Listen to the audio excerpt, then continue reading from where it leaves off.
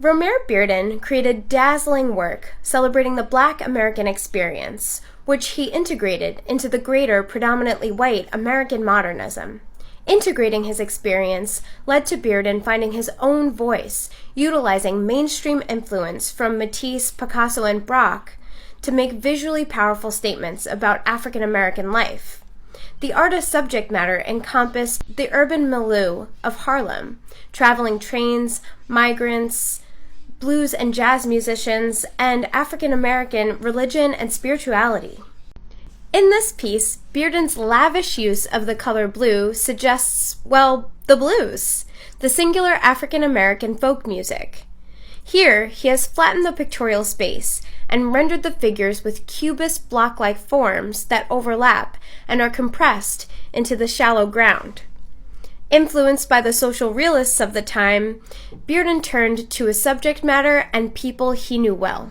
With collage, Bearden had a method that allowed him to integrate his life experiences more fully into his art. Summertime has been cited as an expose on impoverished inner-city communities, where many African Americans resided within tenement-like conditions. In this piece, Bearden assembles images from newspapers and magazines, along with cut paper passages of flat color as seen in blue, pink, and brown.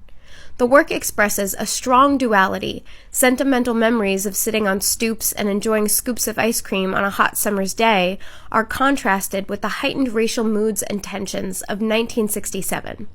Although influenced by high modernists such as Henri Matisse, Bearden's collages also derived from African American slave crafts such as patchwork quilts and the necessity of making artwork with any available materials.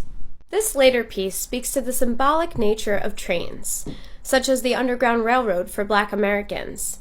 At the upper left corner, a train stands for greater themes on migration and segregation. Across the frontal plane, Bearden has cut out and pasted photographs of women and of African sculpture, which he reworks into black faces.